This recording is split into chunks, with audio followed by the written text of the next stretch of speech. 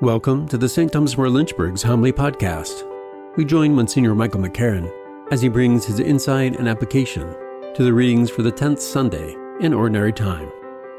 As I presume all of you know, I've been kind of missing in action this week and have told everybody who's tired of listening. I moved this week. I moved from the rectory over here on Smoke Tree so that our maintenance folks, Tanis and the lead, can get in there and begin to repaint it and clean it up and make it ready for Father Christian when he arrives in a couple of weeks. And it seemed like a good idea to me at the time. I suggested that we do that because I would be out of the way. I wouldn't have to put up with painters and roofers and things like that. I thought that would be a good thing. But I need to tell you, it's hell. Absolutely. I'll tell you, for a person who really does, I tease that I'm OCD. I'm not real OCD, but I certainly have that tendency and that inclination. And sometimes when in distress, I lean into it. And to be able to put something down on a table in the midst of a move, go back to get it because you need it and it's gone. And when you get to the place, they say, well, it's here. It's in one of those boxes. And there's like 50,000 boxes, and it's in one of them. When you find that those things that are in your home are being placed in a new place that you really haven't been in, that you selected, and that's, of course, a first, too, because I've always had my home selected for me. So selected, and it's sort of like putting 20 pounds of things into a 10-pound box. It's been crazy. When I spent the night there, the first night, I apologized to the Lord, and I said, Lord, I want to tell you I'm sorry because I know this is a gift, and I know I should be really excited about what's next, but all I am is homesick. It was really it kind of touched me. I think the Lord just kind of smiled and said, yeah, well, you ain't seen nothing yet. But I bring that up because I think, for me, it has always been this case. It was one of those aha scriptural moments that kind of blew my mind. In today's gospel, we have one of those lines that I think is the most powerful line in all of the scriptures. I mean, no matter what, it is a powerful line because it's a line that's said by the evangelist to describe a scene, which means he is grasping something that took place that's impossible to describe. Can you imagine what it is? Anybody have any idea? You all know because you're here and I tell you all the time. The line is, Jesus came home. I mean, think about that. Jesus is the eternal Son of the Father. Jesus is the one who perfectly emulates the Father in everything and all that he is. Jesus is the one who receives the Father's absolute perfect love, devastating love, is capable of receiving it and sending it back exactly as it was given in this constant, magnificent Trinitarian dance of a community of relationships. Jesus is the one through whom all things were made, and in whom everything came to be. When the Father looks forth to create, he creates in the gift of his Son. He creates through his Son. It's what he gives to his Son, and his Son receiving it makes it come to be. If you didn't receive it, it wouldn't be anything, right? So if you give something and there's nothing there, but when you give something and the person is able to receive it, like a box of a present and everything in it. Well, if you have something you receive and it's wonderful, it becomes a part of your very self. So creation is through the Son. And he's gone into a house called a home. He had a place on earth where he, in fact, lived. He had a place on earth where he, in fact, sat and ate with his friends and told jokes and talked about the day and complained about the Romans. He had a date that he could meet people and say, I'll meet you at the house. He had all of the things we had. He could look on the walls and say, that cloth was made by my mother. My father Joseph made that stool. I bring it with me wherever I go.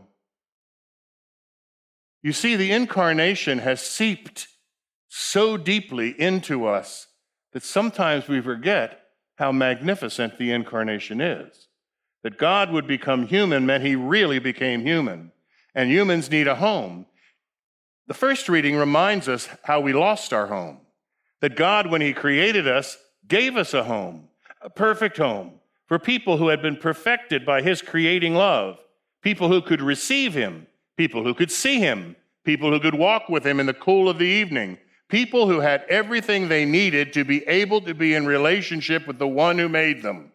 And he delighted to be with them, so much so that they had made a routine of their meeting in the evening when he missed them. Where are you? And when they said, we hid from you, when we said we hid from you because we were naked, his only response could be, who told you? You've eaten of that fruit, haven't you? Because you see, what they were saying is, we've noticed we're different. What they were saying is we noticed that we're not the same, and that not the sameness, that lack of harmony, erupts in accusation. She gave it to me. The woman you put here, you did it. It's your fault. You put her here.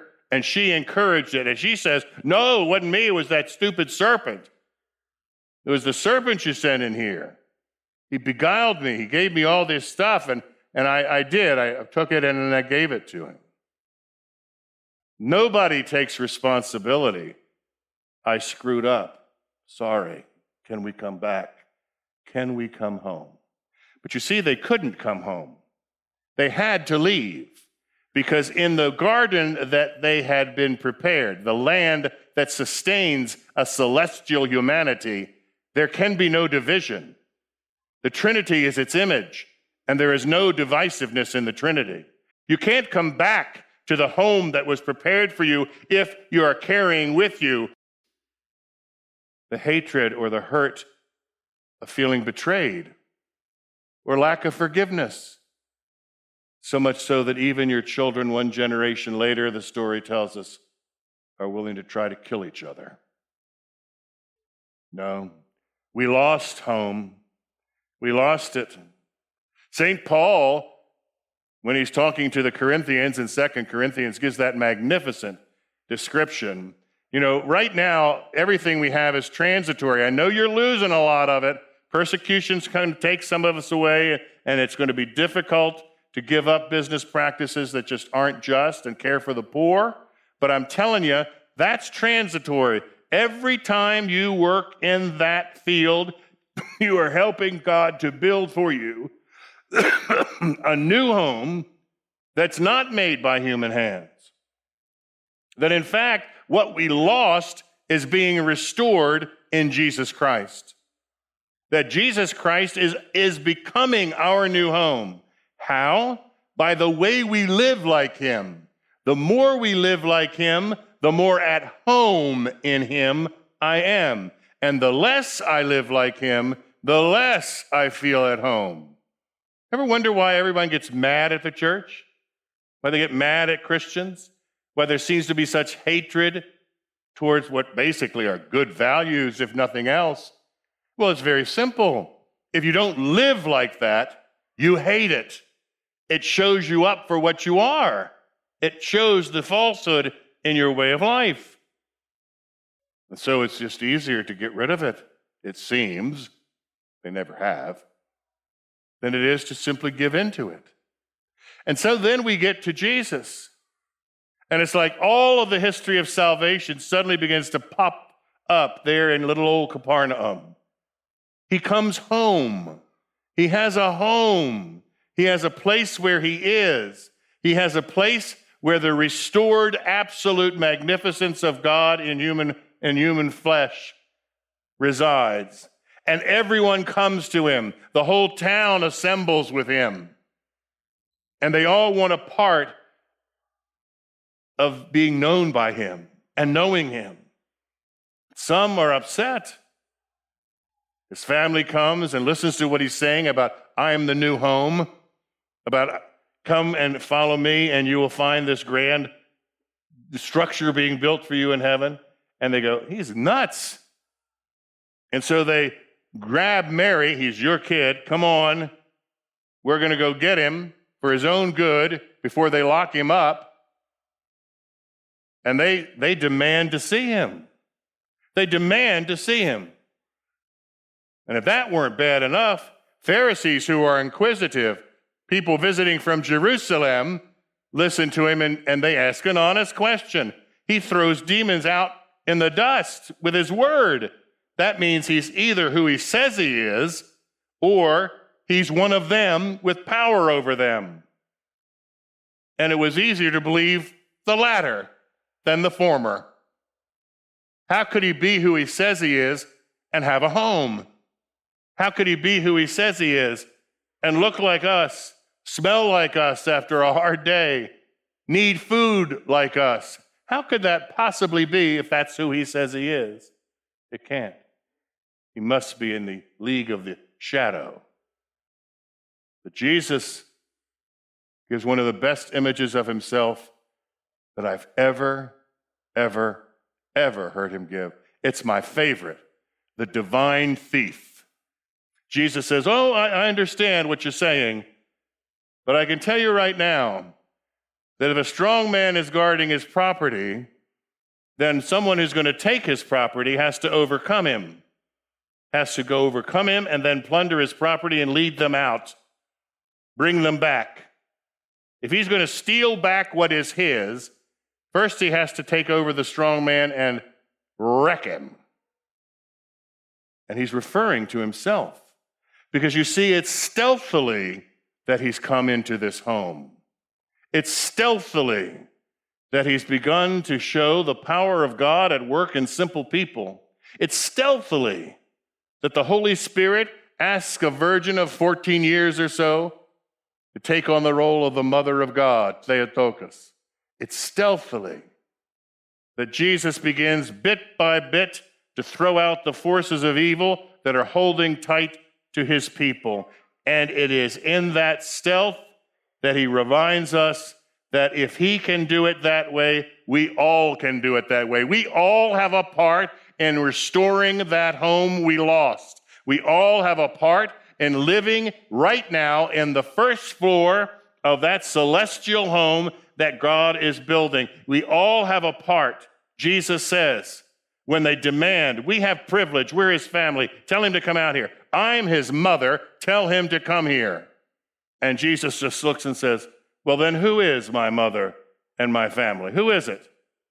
Is it people out there by blood? No, it's anyone here who's doing the will of God. What is the will of God? Everybody knows this by heart because Jesus said it. They're doing the will of God is to believe in the one he sent, Jesus. So you see what he's done for us by taking a home. He's made our home cathedrals. He's made our hearts his home. He's made it possible for us in everything we do. Whenever we cast out the demons of loneliness or rejection or the demons of division, he's made it possible for us to choose. And there's been a lot of big news about the rescue of the hostages in Palestine. I'm glad they're rescued. I'm not glad that almost 100 people died for them to be rescued.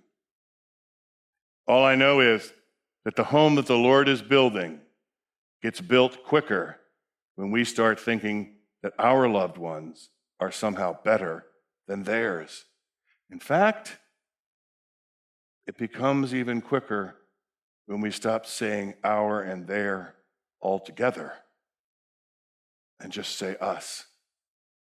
Jesus, God incarnate, took a home. And we're in it. Better if you believe, according to the last verse, you are it. May Jesus be praised forever.